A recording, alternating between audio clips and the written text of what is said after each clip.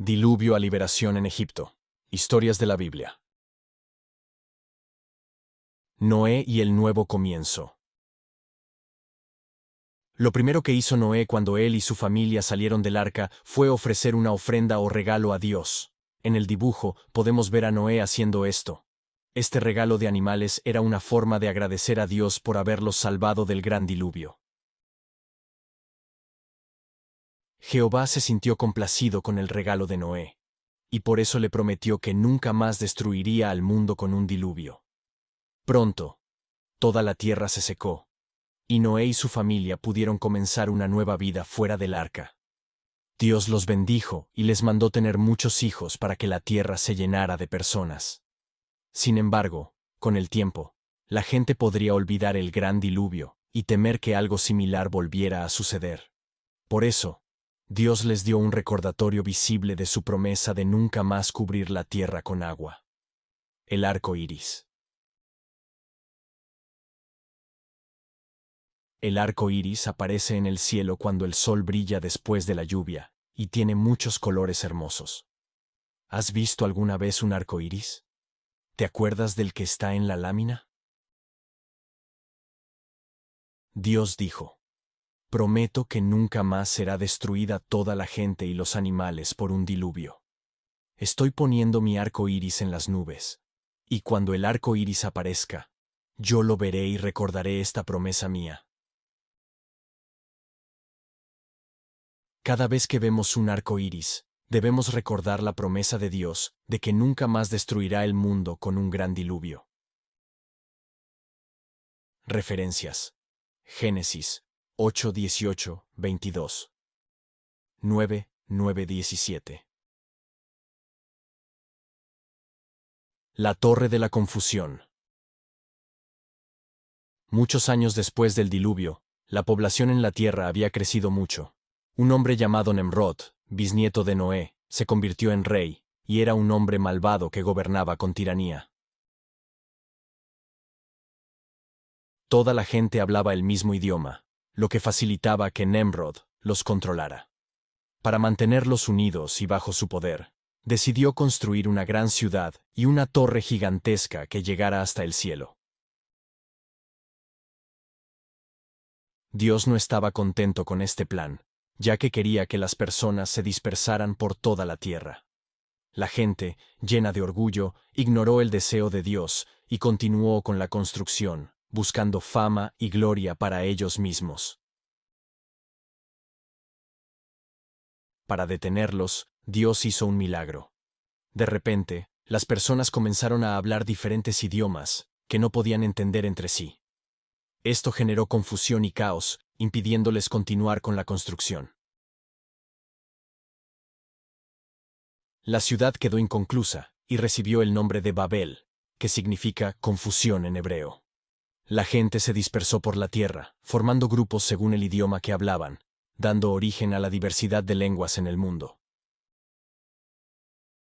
Referencias: Génesis 10:1, 8:10, 11:1-9. La promesa de Dios a Abraham. En una tierra llamada Ur, floreció una gran ciudad llena de casas lujosas. Sin embargo, sus habitantes se habían alejado del camino de Dios, adorando a ídolos falsos. Similar a lo que ocurrió en Babel, la gente de Ur había perdido la conexión con la fe verdadera. Transcurridos 350 años del diluvio, el fiel Noé partió de este mundo. Poco tiempo después, nació un hombre que sería especial para Dios: Abraham. Él y su familia vivían en Ur, rodeados de una cultura alejada de la divinidad. Un día, Jehová se dirigió a Abraham con un mensaje extraordinario. Deja tu tierra natal, Ur, y a tus parientes, y dirígete a una tierra que te mostraré. ¿Obedecerías tú a Dios y abandonarías la comodidad de tu hogar? Abraham sí lo hizo. Su obediencia constante lo convirtió en un amigo íntimo de Dios. Acompañado por parte de su familia, Abraham emprendió un viaje que lo alejaría de Ur. Lo acompañaban su padre Taré, su sobrino Lot y su amada esposa, Sara. Juntos llegaron a Harán, donde Taré falleció, dejando a Abraham y su familia en tierras lejanas. Continuando su travesía, Abraham y su casa arribaron a la tierra de Canaán. Allí, Jehová le reveló a Abraham: «Esta tierra la daré a tus descendientes». Abraham, viviendo en tiendas de campaña, se estableció en Canaán. Con el favor divino, Abraham prosperó, acumulando grandes rebaños de ovejas y otros animales, junto a numerosos sirvientes. Sin embargo, él y Sara anhelaban un hijo propio, pero la edad no jugaba a su favor. Al llegar Abraham a sus 99 años, Jehová le reiteró su promesa: «Serás padre de muchas naciones». ¿Cómo podía ser esto posible, cuando Abraham y Sara ya no estaban en edad de procrear? Referencias: Génesis 11, 27, 32. 12, 1, 7. 17, 1, 8. 15, 17. 18, 9, 19. La obediencia de Abraham. ¿Imaginas lo que está a punto de hacer Abraham? Un cuchillo en su mano, listo para sacrificar a su propio hijo. ¿Cómo llegamos a este punto? Veamos primero cómo Abraham y Sara recibieron a su tan esperado hijo. Dios les prometió un hijo, algo que parecía imposible dado que ambos eran de edad avanzada. Sin embargo, Abraham confió en el poder divino para lograr lo que humanamente era imposible. ¿Y qué sucedió? Un año después de la promesa, cuando Abraham tenía 100 años y Sara 90, nació su hijo Isaac. Dios había cumplido su promesa. Pero la fe de Abraham sería puesta a prueba cuando Isaac ya era un joven. Jehová lo llamó: «Abraham». Y Abraham respondió: «Aquí estoy». Entonces Dios le ordenó: «Toma a tu hijo único, Isaac, ve al monte que te mostraré, y ofrécelo allí en sacrificio». Qué dolor debió sentir Abraham. Amaba profundamente a su hijo. Además, recordemos que Dios había prometido que los descendientes de Abraham poblarían la tierra de Canaán. ¿Cómo sería posible si Isaac ya no vivía? Abraham no comprendía la situación, pero aún así obedeció a Dios. Al llegar al monte, Abraham ató a Isaac y lo colocó sobre el altar que había preparado. Levantó el cuchillo para sacrificar a su hijo, pero en ese preciso instante, la voz del ángel de Dios resonó: «Abraham, Abraham». Y Abraham respondió: «Aquí estoy». «No le hagas daño al muchacho ni le hagas nada», dijo Dios. «Ahora sé que tienes fe en mí, pues no me has negado a tu hijo único». Qué fe tan grande la de Abraham. Él creyó que para Dios nada era imposible, y que incluso podría resucitar a Isaac de entre los muertos. Sin embargo, Dios no deseaba que Abraham sacrificara a su hijo. Le mostró una oveja enredada en unos arbustos, y le indicó que la ofreciera en lugar de Isaac. Referencias: Génesis 21, 1, 7. 22, 1, 18. La desobediencia de la esposa de Lot. Lot y su familia vivían junto a Abraham en la tierra de Canaán. Debido a la gran cantidad de animales que ambos poseían, Abraham le propuso a Lot separarse para tener más espacio. Lot, al observar la región, se decantó por la zona del Jordán, rica en agua y pastos para sus animales. Así, Lot y su familia se mudaron allí, estableciéndose finalmente en la ciudad de Sodoma. Sin embargo, la gente de Sodoma era conocida por su maldad, lo cual afligía a Lot, un hombre íntegro. Dios también estaba disgustado con la situación, por lo que envió 2 ángeles para advertir a Lot sobre la destrucción inminente de Sodoma y la ciudad vecina de Gomorra, debido a su iniquidad.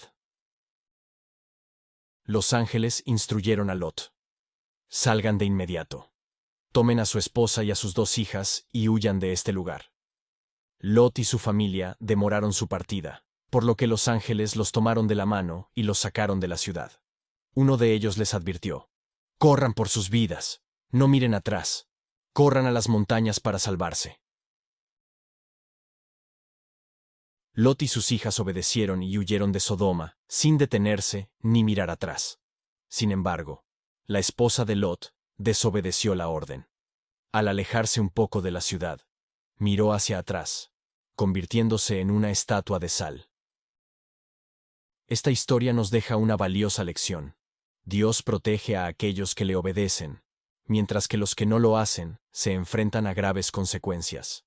La obediencia a Dios es fundamental para vivir una vida plena y segura bajo su protección.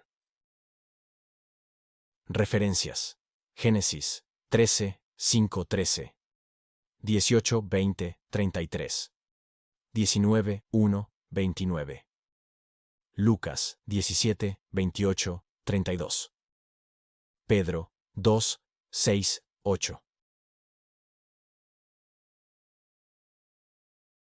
Rebeca, la esposa elegida para Isaac. ¿Conoces a la mujer de esta imagen?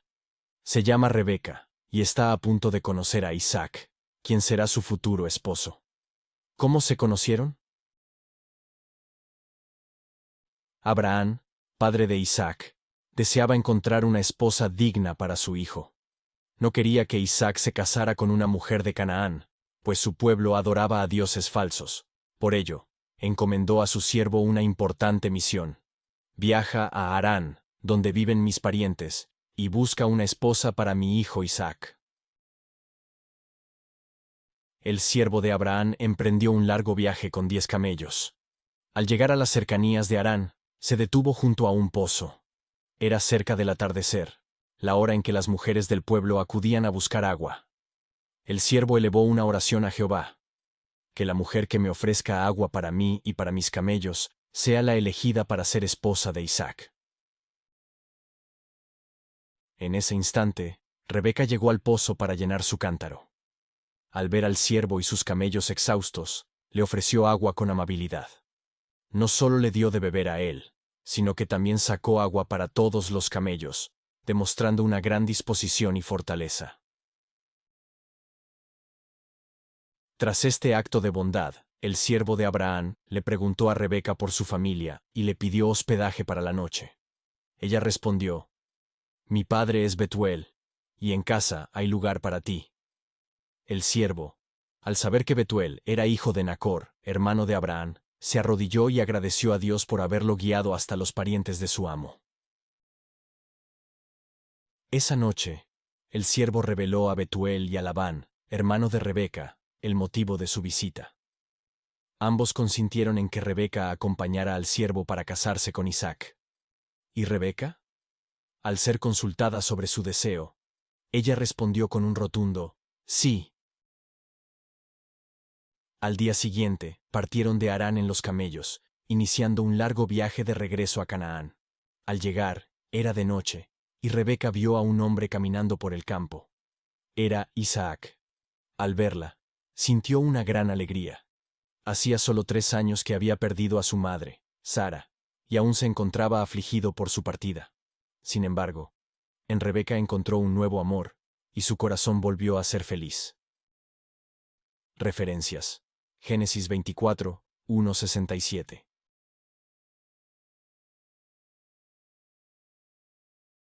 Esaú y Jacob, 2 hermanos muy distintos.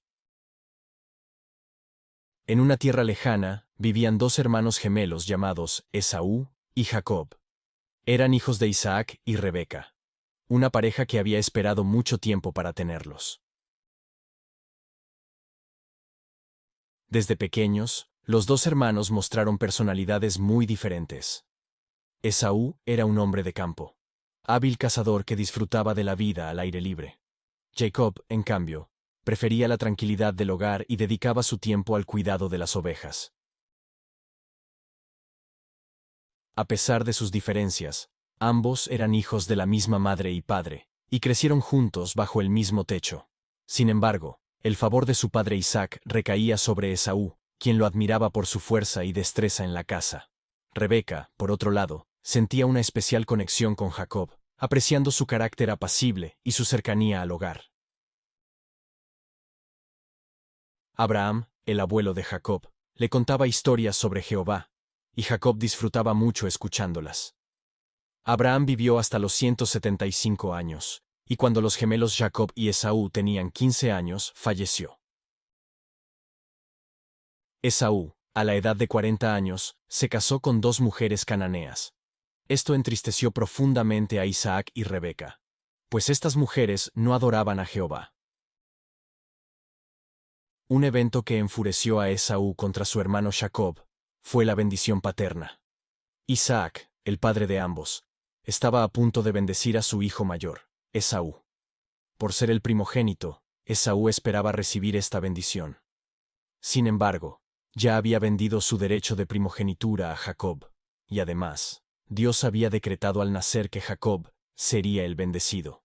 Isaac, siguiendo la voluntad divina, otorgó la bendición a Jacob. Al enterarse, Esaú se enfureció tanto con Jacob, que incluso planeó matarlo. Rebeca, preocupada por la seguridad de su hijo menor, le dijo a Isaac: «Sería terrible si Jacob también se casara con una mujer cananea». Isaac, para proteger a Jacob, lo envió a Harán, donde vivía su pariente Betuel.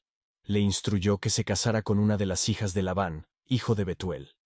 Jacob, obedeciendo a su padre, emprendió un largo viaje hacia Harán para encontrar a su futura esposa entre las hijas de Labán.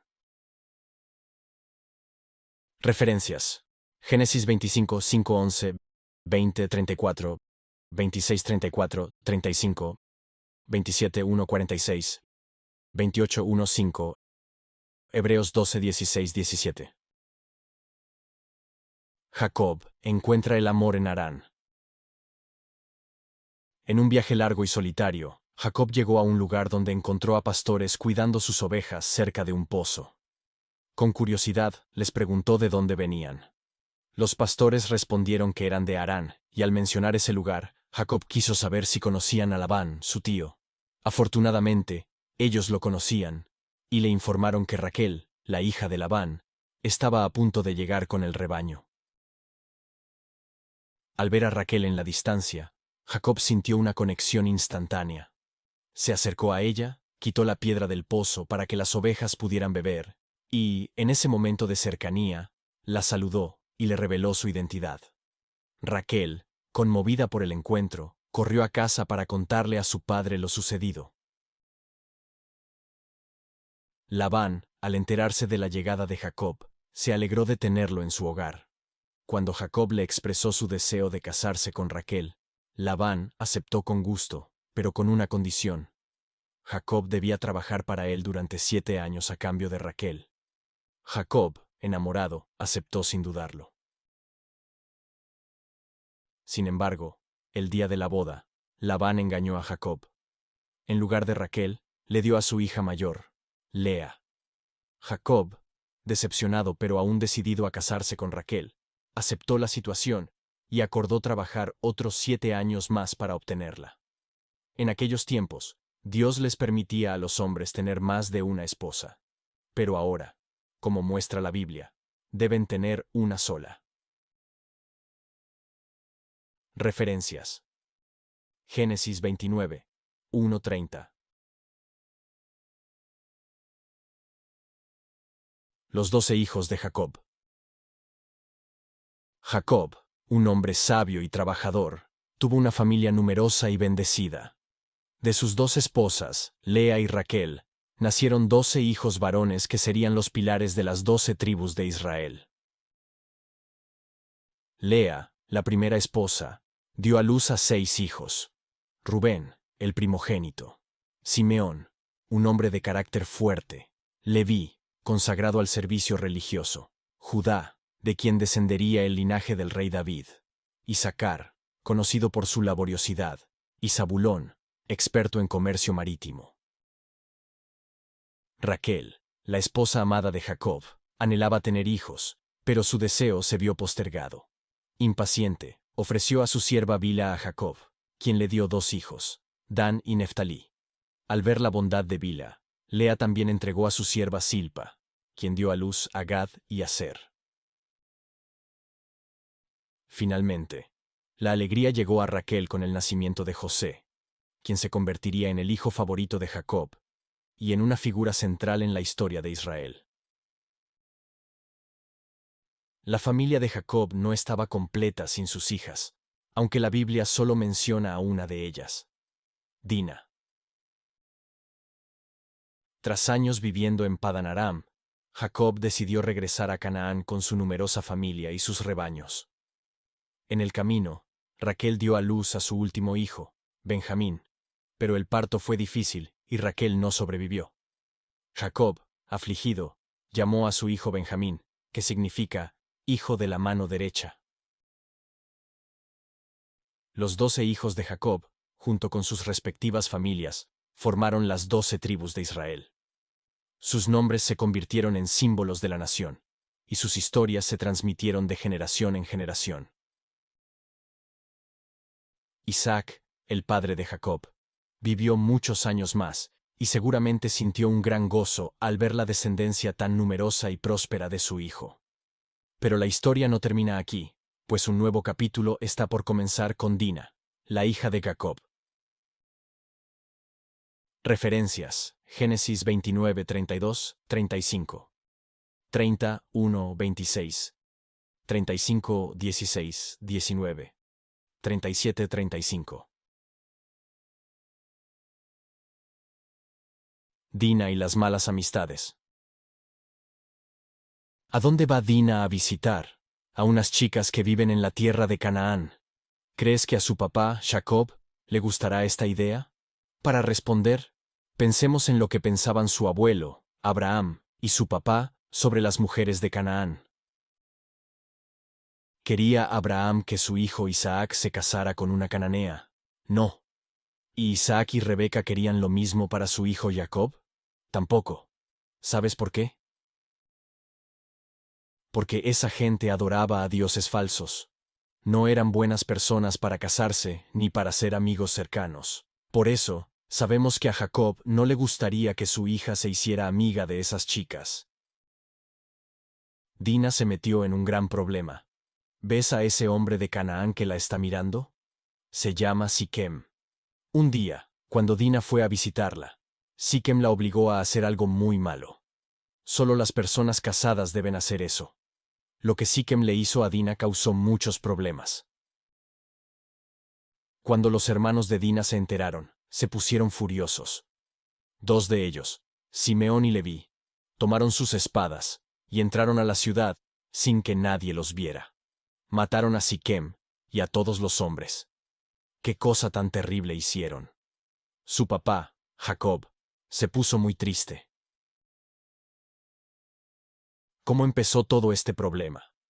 Por la amistad de Dina con personas que no obedecían las leyes de Dios. Nosotros no queremos hacer amigos que no hagan lo correcto, ¿verdad? Referencias: Génesis 34, 1, 31.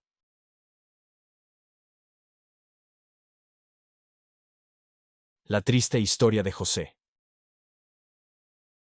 Qué tristeza embargaba al joven José. Sus propios hermanos, cegados por los celos, acababan de venderlo como esclavo a unos mercaderes que lo llevarían a Egipto. ¿Qué había llevado a estos jóvenes a cometer semejante atrocidad? La envidia, una semilla venenosa que había echado raíces en sus corazones. Su padre, Jacob, amaba profundamente a José, su hijo menor. Como muestra de su cariño, le había confeccionado una hermosa túnica multicolor. Sin embargo, esta muestra de afecto encendió la llama de la envidia en el corazón de sus hermanos mayores, quienes comenzaron a odiar a José con intensidad. Pero la envidia no era el único motivo de su odio. José había tenido 2 sueños extraños en los que sus hermanos se inclinaban ante él. Al compartir estos sueños con sus hermanos, la brecha entre ellos se hizo aún más profunda. Un día, mientras los hermanos pastoreaban el rebaño, Jacob envió a José a comprobar cómo estaban. Al ver a José acercarse, algunos de los hermanos exclamaron: «¡Matémoslo!». Sin embargo, Rubén, el primogénito, trató de disuadirlos. En lugar de asesinarlo, decidieron arrojarlo a un pozo seco. Luego, se reunieron para decidir qué harían con él. En ese momento, una caravana de ismaelitas se acercó al lugar. Judá propuso una solución: vender a José a los comerciantes. Y así lo hicieron. A cambio de 20 monedas de plata, entregaron a su hermano a unos extraños. Para engañar a su padre, los hermanos tomaron la túnica de José y la mancharon con la sangre de un animal. Luego, se la llevaron a Jacob y le dijeron: «Hemos encontrado esto. ¿No es la túnica de José?». Al reconocer la prenda, Jacob se desconsolaba, convencido de que su amado hijo había sido devorado por una fiera. Mientras Jacob lloraba amargamente, José era llevado a Egipto, sin saber qué le depararía el futuro. Referencias: Génesis 37, 1-35.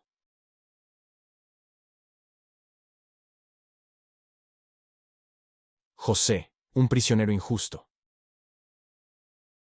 Cuando José apenas tenía 17 años, su vida cambió drásticamente al ser llevado a Egipto como esclavo. Allí, fue vendido a un poderoso oficial llamado Potifar, que trabajaba directamente para el faraón, el rey de Egipto. José demostró ser un joven trabajador y responsable, ganándose la confianza de Potifar. Con el tiempo, Potifar le otorgó una gran responsabilidad, poniéndolo al frente de toda su casa.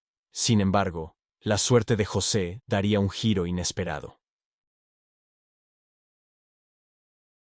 La esposa de Potifar, una mujer encantadora pero engañosa, se sintió atraída por la belleza y la virtud de José.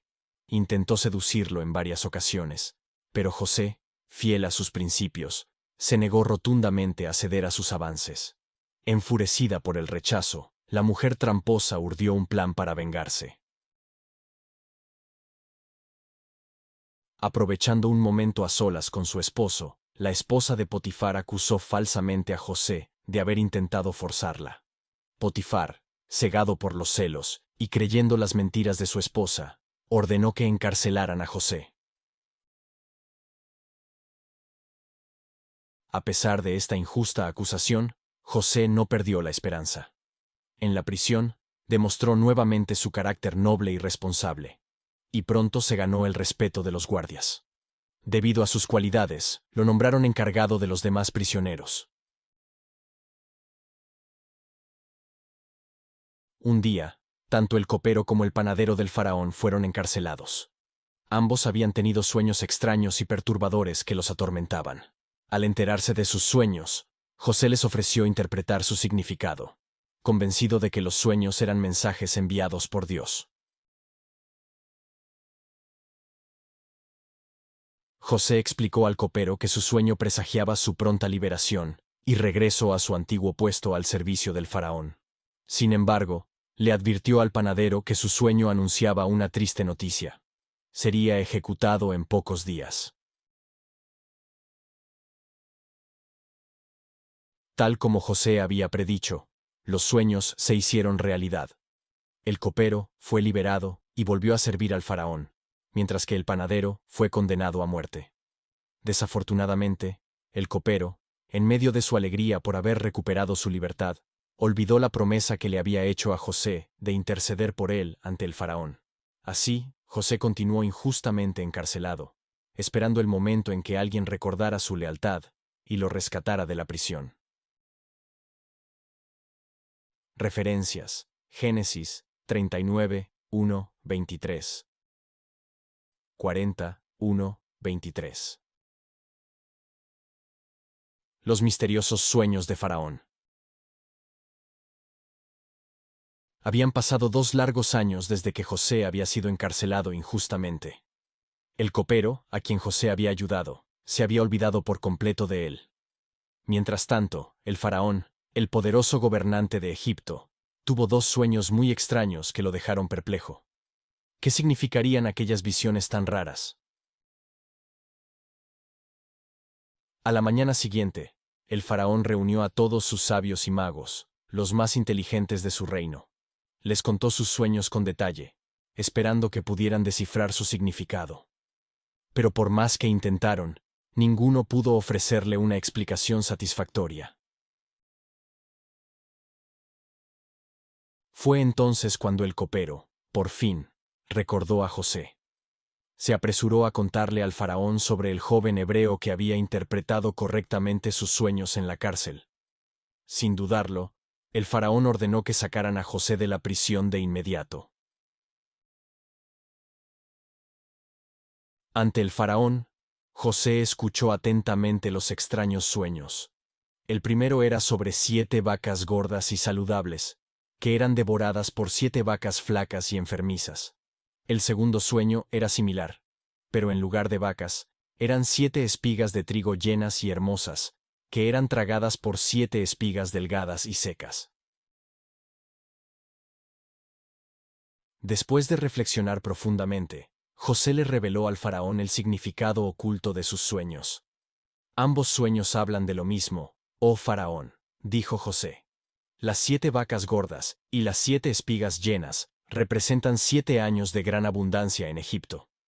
Pero después de esos años de prosperidad, vendrán 7 años de hambruna terrible. La tierra no dará fruto, y el hambre azotará a todo el país. Con gran sabiduría, José aconsejó al faraón que nombrara a un administrador sabio y capaz para que se encargara de almacenar alimentos durante los años de abundancia. De esta manera, Egipto estaría preparado para enfrentar la hambruna y evitar una gran catástrofe. El faraón, impresionado por la inteligencia y la sabiduría de José, lo eligió para llevar a cabo esta importante tarea. Así, José se convirtió en el segundo hombre más poderoso de Egipto, después del faraón mismo. Pasaron 8 años, y tal como José había predicho, una terrible hambruna se extendió por todo Egipto y los países vecinos. En medio de aquella calamidad, 10 hombres llegaron a Egipto en busca de alimentos. ¿Quiénes eran ellos? Eran los hermanos de José, a quienes había vendido como esclavo muchos años atrás. José los reconoció al instante, pero ellos no lo reconocieron a él. ¿Cuánto había cambiado desde entonces? Vestido con lujosas ropas y rodeado de sirvientes, José era ahora un hombre muy diferente. Sin embargo, José no olvidaba los sueños que había tenido de niño, cuando sus hermanos se inclinaban ante él. Ahora comprendía que Dios lo había llevado a Egipto con un propósito especial. ¿Qué haría José con sus hermanos? ¿Los perdonaría por haberlo vendido como esclavo? ¿O los castigaría por el mal que le habían hecho? La historia continúa. Referencias. Génesis 41, 1, 57. 42, 1, 8. 50, 20. La prueba de José. José quería saber si sus 10 hermanos mayores seguían siendo crueles y malos. Por eso les dijo: ustedes son espías, han venido a descubrir nuestros secretos. No, no somos eso, respondieron ellos. Somos hombres honrados, todos somos hermanos. Éramos 12, pero uno ya no está con nosotros, y el más pequeño se quedó en casa con nuestro padre. José hizo como si no les creyera. Mandó a encarcelar a Simeón, uno de sus hermanos, y dejó que los demás se llevaran comida y se fueran a casa. Pero les advirtió: cuando vuelvan, tienen que traerme al hermano más pequeño con ustedes. Cuando regresaron a su hogar en Canaán, los hermanos le contaron a su padre Jacob todo lo que había pasado. Jacob se puso muy triste. José ya no está con nosotros, lamentó. Y ahora Simeón está preso. No dejaré que se lleven a Benjamín, mi hijo más joven. Pero como necesitaban comida, Jacob tuvo que dejar que se llevaran a Benjamín a Egipto. Cuando José vio llegar a sus hermanos, se alegró mucho de ver a Benjamín. Por supuesto, ninguno de ellos sabía que aquel hombre importante era José. José ideó un plan para poner a prueba a sus 10 hermanos. Mandó a sus sirvientes a llenar los sacos de comida de todos sus hermanos. Pero sin que ellos se dieran cuenta, hizo que escondieran su copa de plata especial en el saco de Benjamín. Después de que todos se fueron, José envió a sus sirvientes a alcanzarlos. Cuando los alcanzaron, les dijeron: ¿Por qué han robado la copa de plata de nuestro señor? Nosotros no hemos robado nada, respondieron todos los hermanos. Si encuentran la copa con alguno de nosotros, que lo maten. Los sirvientes registraron todos los sacos y encontraron la copa en el saco de Benjamín, tal como José había planeado. Los sirvientes dijeron: Los demás pueden irse, pero Benjamín se queda con nosotros. ¿Qué harían ahora los 10 hermanos? Todos volvieron con Benjamín a la casa de José. José les dijo: Todos pueden regresar a sus casas, pero Benjamín se quedará aquí como mi esclavo. Judá, uno de los hermanos, habló y dijo: Si regreso a casa sin el muchacho, mi padre morirá de tristeza, porque lo quiere mucho. Por favor, déjame aquí como esclavo en lugar de Benjamín. José pudo ver que sus hermanos habían cambiado. Ya no eran crueles ni malos. Veamos qué hace José ahora. Referencias: Génesis 42, 9 a 38. 43, 1 a 34. 44, 1 a 34. José y el reencuentro con sus hermanos. José ya no pudo contener su emoción. Ordenó a todos sus siervos que salieran de la habitación. A solas con sus hermanos, José comenzó a llorar. Imaginemos la sorpresa de sus hermanos al verlo así. Después de un momento, José dijo con voz entrecortada: Soy José. ¿Mi padre aún vive? Sus hermanos estaban tan atónitos que no podían hablar. El miedo los paralizaba. Pero José los tranquilizó. Acérquense, por favor. Cuando lo hicieron, les reveló su verdadera identidad. Soy su hermano José, a quien vendieron a Egipto. José continuó hablando con bondad.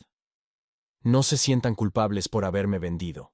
En realidad, fue Dios quien me envió a Egipto para salvar vidas. Faraón me ha puesto a cargo de todo el país. Por eso, regresen rápidamente con mi padre, y díganle: Tu hijo José está vivo, y es gobernante de Egipto. Ven a vivir conmigo. José abrazó a sus hermanos con cariño, derramando lágrimas de alegría. Cuando Faraón se enteró de que los hermanos de José habían llegado, le dijo a José: Preparen carros y vayan a buscar a su padre y a toda su familia. Tráiganlos aquí.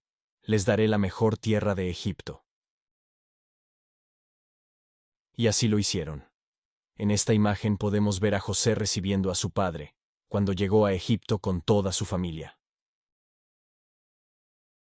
La familia de Jacob había crecido mucho. Eran 70 personas en total las que se mudaron a Egipto, incluyendo a Jacob, sus hijos, nietos y sus respectivas esposas. Además, seguramente viajaron con muchos siervos. Todos ellos comenzaron una nueva vida en Egipto. A partir de ese momento, fueron llamados israelitas, ya que Dios había cambiado el nombre de Jacob a Israel. Los descendientes de Jacob se convertirían en un pueblo muy especial para Dios, como veremos más adelante. Referencias: Génesis 45, 1 a 28. 46, 1 a 27. Job, un hombre fiel. ¿No te da lástima ese hombre enfermo? Se llama Job, y la mujer es su esposa. ¿Te imaginas lo que le está diciendo a Job? Maldice a Dios y muere. Intentemos entender por qué ella dice algo así, y por qué Job sufrió tanto. Job era un hombre muy bueno y obediente a Jehová.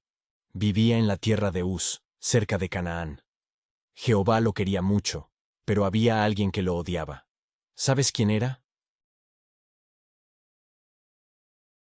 Era Satanás el diablo. Recuerda, Satanás es el ángel malo que quiere que todos desobedezcan a Jehová.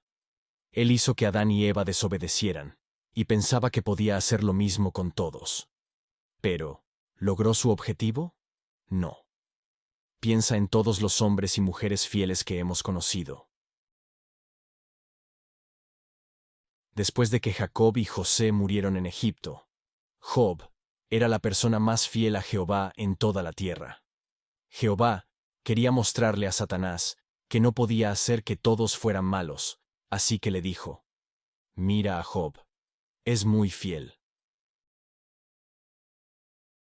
Satanás respondió: «Claro que es fiel, porque tú lo bendices y tiene muchas cosas buenas, pero si le quitas todo, te maldecirá».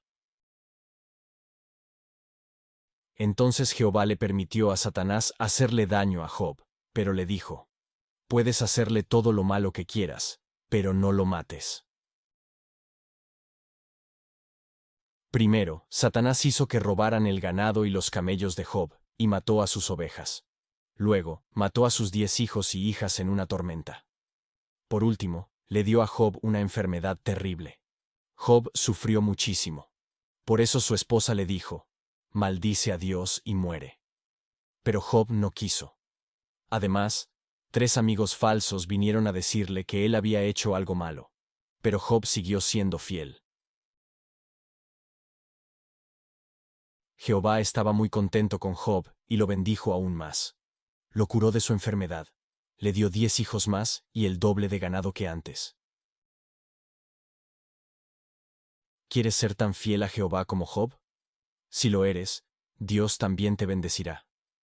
Podrás vivir para siempre en un mundo hermoso, como el jardín del Edén.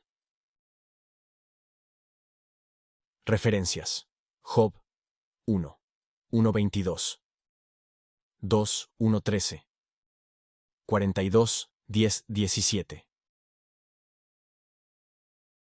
La esclavitud en Egipto. Los hombres que observas están sometiendo a la gente a trabajos forzados. Fíjate en aquel que azota a un trabajador con un látigo. Esos trabajadores son descendientes de Jacob, conocidos como israelitas, y sus opresores son egipcios. Los israelitas se han convertido en sus esclavos. ¿Cómo sucedió esto? Durante muchos años, la gran familia de Jacob vivió en armonía en Egipto. José, el segundo hombre más poderoso después del faraón, los protegía. Pero tras la muerte de José, un nuevo faraón, lleno de odio hacia los israelitas, ascendió al trono de Egipto. Este cruel faraón esclavizó a los israelitas y los puso bajo el yugo de capataces despiadados. Estos obligaban a los israelitas a construir ciudades para el faraón, sometiéndolos a trabajos agotadores. Sin embargo, la población israelita seguía creciendo. Con el tiempo, los egipcios comenzaron a temer que los israelitas se volvieran demasiado numerosos y poderosos. ¿Sabes qué hizo el faraón? Ordenó a las parteras que asistían a las mujeres israelitas en sus partos: «Debéis matar a todos los niños varones que nazcan». Pero estas mujeres eran compasivas y desobedecieron la orden. Ante esto, el faraón emitió un decreto para todo el pueblo: «Maten a todos los niños israelitas recién nacidos. Solo dejen vivir a las niñas». ¿No era una atrocidad semejante orden? Veamos cómo un pequeño logró salvarse de esta terrible situación. Referencias: Éxodo 1, 6-22. El milagroso rescate de Moisés. Observa al pequeño Moisés llorando mientras sujeta con fuerza el dedo de aquella hermosa mujer. ¿Sabes quién es ella? Es una princesa egipcia, nada más y nada menos que la hija del poderoso faraón. La mamá de Moisés, llena de amor y temor, escondió a su bebé durante 3 meses para protegerlo de los egipcios que querían hacerle daño a los niños israelitas. Pero sabía que no podría ocultarlo para siempre, así que ideó un plan ingenioso para salvarlo. Preparó una cesta especial, bien protegida para que el agua no entrara, y colocó a Moisés en su interior. Luego, la escondió entre los juncos del río Nilo, el río más grande de Egipto.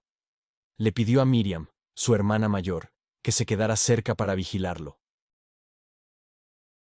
Poco después, la hija del faraón llegó al río para darse un baño.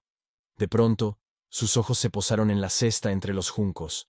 Intrigada, pidió a una de sus sirvientas que se la trajera. Al abrirla, qué sorpresa se llevó. Allí estaba Moisés, un bebé precioso que lloraba con fuerza. La princesa sintió una gran compasión por él, y decidió salvarle la vida. Miriam, que había estado observando todo, aprovechó el momento y se acercó a la princesa. ¿Puedo buscar a una mujer israelita para que cuide al bebé?, le preguntó. Por favor, hazlo, respondió la princesa.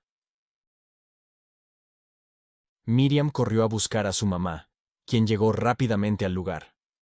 La princesa le dijo, «Toma a este niño y críalo como si fuera tuyo. Yo te pagaré por ello». Así, la mamá de Moisés pudo cuidar de su propio hijo. Cuando Moisés creció un poco, se lo llevó de nuevo a la princesa, quien lo adoptó como su hijo. De esta manera, Moisés pasó su infancia en la casa del faraón, rodeado de lujos y comodidades. Referencias. Éxodo 2 versículos 1 a 10. Moisés escapa de Egipto. Observa a Moisés. Está huyendo a toda prisa de Egipto. ¿Puedes ver a sus perseguidores? ¿Sabes por qué quieren acabar con la vida de Moisés? Vamos a descubrirlo. Moisés creció bajo el mismo techo que el faraón, el poderoso rey de Egipto. Se volvió muy inteligente y destacado. A pesar de todo, Moisés sabía que no era egipcio, sino que sus verdaderos padres eran esclavos israelitas. Un día, cuando cumplió 40 años, Moisés decidió ir a ver cómo le iba a su pueblo. Los estaban tratando de manera cruel. Vio a un egipcio maltratando a un esclavo israelita. Moisés miró a su alrededor, y al no encontrar a nadie cerca, golpeó al egipcio, quien murió. Moisés escondió el cuerpo en la arena. Al día siguiente, Moisés volvió a visitar a su pueblo. Creía que podría ayudarlos a liberarse de la esclavitud. Sin embargo, se encontró con 2 israelitas peleando, y Moisés le dijo al que estaba haciendo el daño, ¿por qué maltratas a tu hermano? El hombre respondió, ¿quién te nombró rey y juez sobre nosotros? ¿Acaso vas a matarme como mataste a aquel egipcio? Moisés se asustó mucho. Se dio cuenta de que la gente se había enterado de lo que le había hecho al egipcio. Incluso el faraón se enteró y envió a sus hombres a matar a Moisés. Por eso, Moisés tuvo que huir de Egipto para salvar su vida. Al salir de Egipto, Moisés viajó muy lejos, hasta la tierra de Madián. Allí, conoció a la familia de Jetro, y se casó con una de sus hijas, Séfora. Moisés se convirtió en pastor y cuidó de las ovejas de Jetro. Vivió 40 años en la tierra de Madián. Cuando cumplió 80 años, mientras cuidaba del rebaño de Jetro, sucedió algo asombroso que cambiaría la vida de Moisés para siempre. Vamos a descubrir qué fue. Referencias. Éxodo 2, 11 a 25. Hechos 7, 22 a 29. Moisés y la zarza ardiente. Moisés había llegado al monte Horeb en busca de pastos para sus ovejas. Allí, se topó con un arbusto que ardía en llamas, pero sin consumirse. «Qué extraño», pensó Moisés. «Voy a acercarme a ver qué pasa». Al acercarse, una voz resonó desde la zarza. «No te acerques, quítate las sandalias, pues estás en un lugar sagrado». Era Dios, hablando a través de un ángel, y Moisés, lleno de asombro, se cubrió el rostro. Dios le dijo, «He visto el sufrimiento de mi pueblo en Egipto. Voy a liberarlos, y tú serás mi mensajero para sacarlos de allí. Jehová, el Dios de Israel, tenía un plan maravilloso: llevar a su pueblo a la hermosa tierra de Canaán. Pero Moisés respondió con dudas.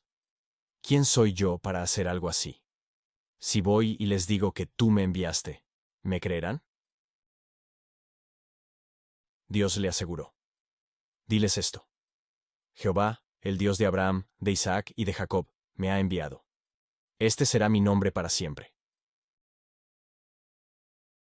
Moisés seguía preocupado. ¿Y si no me hacen caso? Dios le preguntó: ¿Qué tienes en la mano? Moisés respondió: un bastón. Tíralo al suelo, ordenó Dios. Al instante, el bastón se convirtió en una serpiente. Asombrado, Moisés presenció otro milagro. Dios le dijo: mete la mano en tu túnica. Moisés obedeció, y al sacarla, estaba cubierta de escamas blancas. Parecía que tenía una terrible enfermedad. Con estos dos milagros, Dios le dio a Moisés el poder de hacer uno más, para convencer al pueblo de Israel de que había sido enviado por él. Después de estos asombrosos sucesos, Moisés regresó a su hogar y le dijo a Jetro: necesito volver a Egipto para ver cómo están mis hermanos. Jetro, comprendiendo la importancia de esta misión, lo despidió con un afectuoso abrazo. Y así, Moisés emprendió su viaje de regreso a Egipto, listo para cumplir la misión que Dios le había encomendado. Referencias: Éxodo 3, 1:22. 4, 1:20. Moisés y Aarón se enfrentan al faraón. Moisés regresó a Egipto y compartió con su hermano Aarón los asombrosos milagros que había visto. Cuando ambos mostraron estos milagros al pueblo de Israel, todos creyeron que Jehová estaba de su lado. Moisés y Aarón fueron directamente a ver al poderoso faraón. Le transmitieron un mensaje de Jehová: deja ir a mi pueblo 3 días para que me adoren en el desierto. Pero el faraón, orgulloso y obstinado, se negó rotundamente. No creo en Jehová. Israel no irá a ninguna parte, exclamó. El faraón estaba furioso porque el pueblo quería tomarse un descanso para adorar a Jehová. Así que decidió castigarlos haciéndolos trabajar aún más duro. Los israelitas, hartos y desesperados, culparon a Moisés por sus sufrimientos. Moisés, abrumado por la situación, se sintió triste y desanimado. Pero Jehová lo tranquilizó y le aseguró: haré que el faraón cambie de opinión y deje ir a mi pueblo. Moisés y Aarón volvieron a ver al faraón, esta vez con una demostración de poder. Aarón lanzó su bastón al suelo, y ¡zas!, se transformó en una serpiente enorme.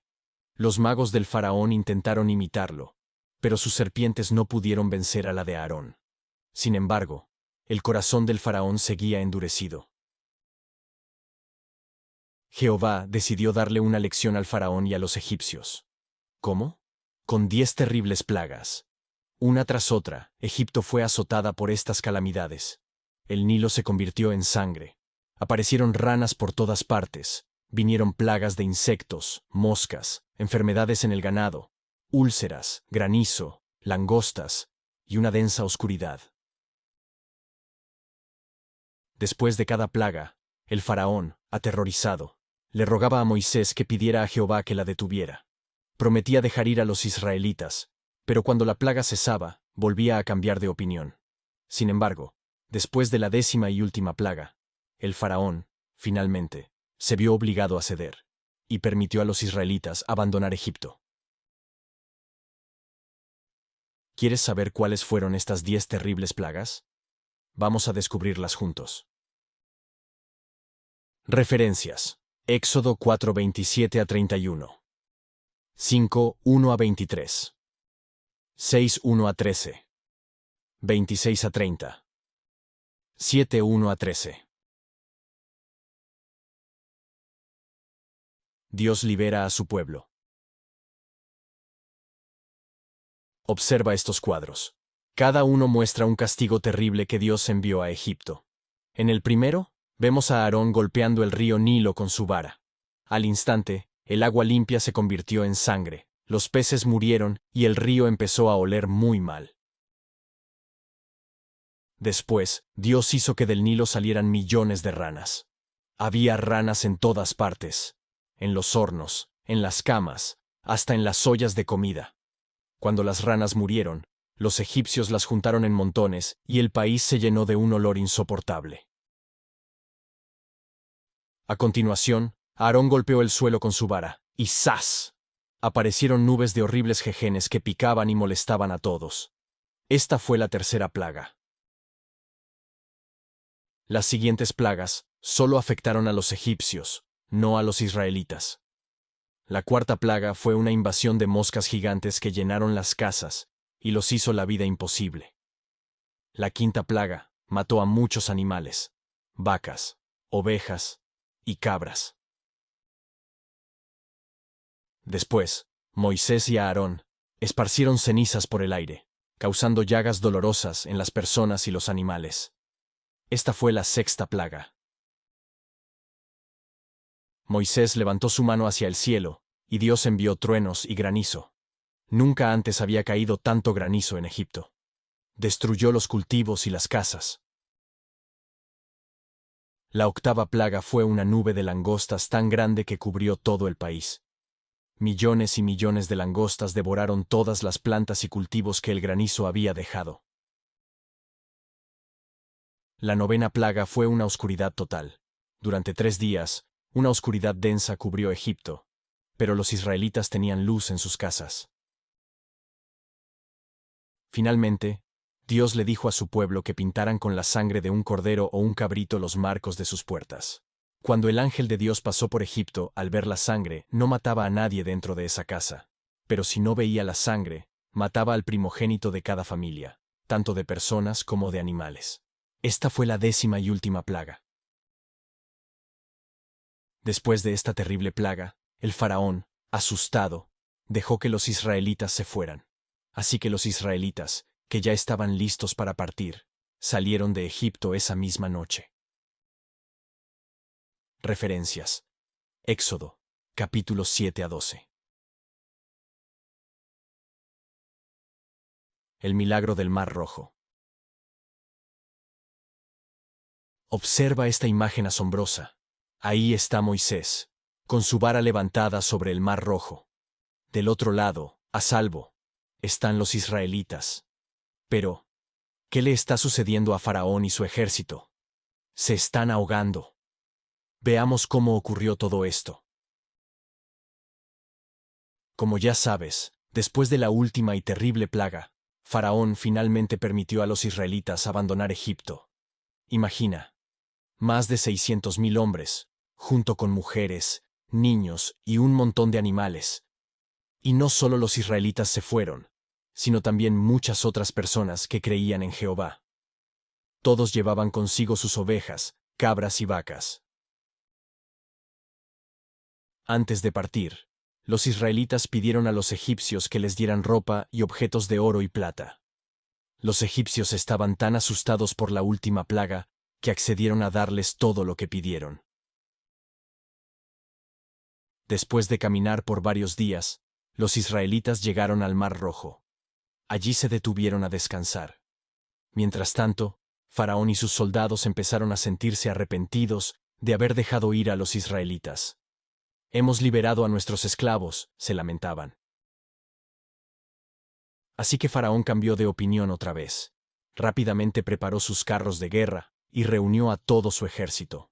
Luego, comenzó a perseguir a los israelitas con 600 carros especiales y muchos otros más. Cuando los israelitas vieron a Faraón y su ejército acercándose, se asustaron mucho. No tenían escapatoria. Tenían el Mar Rojo a un lado y a los egipcios del otro. Pero Jehová, el Dios de los israelitas, puso una gran nube entre ellos y los egipcios, para que éstos no pudieran verlos y atacarlos. Entonces, Jehová le dijo a Moisés que extendiera su vara sobre el Mar Rojo. Cuando Moisés obedeció, Jehová envió un fuerte viento del este que separó las aguas del mar, creando un camino seco en medio de ellas. Los israelitas comenzaron a caminar por este camino seco, como si estuvieran en tierra firme. Tardaron varias horas en cruzar con todos sus animales. Finalmente, los egipcios pudieron verlos nuevamente y se lanzaron al mar para perseguirlos. Pero cuando los egipcios entraron en el mar, Dios hizo que se les atascaran las ruedas de sus carros. Los egipcios, llenos de miedo, comenzaron a gritar: «Jehová está luchando por los israelitas, tenemos que salir de aquí». Pero ya era demasiado tarde. Entonces, Jehová le dijo a Moisés que volviera a extender su vara sobre el mar. Al instante, las aguas se cerraron sobre los egipcios y sus carros, ahogándolos a todos. Ningún egipcio sobrevivió. Los israelitas estaban muy felices y agradecidos por haber sido salvados. Los hombres compusieron una canción para alabar a Jehová, diciendo: «Jehová ha obtenido una gran victoria. Ha hundido en el mar a los caballos y a sus jinetes». Miriam, la hermana de Moisés, tomó su pandereta y todas las mujeres la siguieron, bailando y cantando: «Jehová ha obtenido una gran victoria. Ha hundido en el mar a los caballos y a sus jinetes». Referencias. Éxodo, capítulos 12 a 15.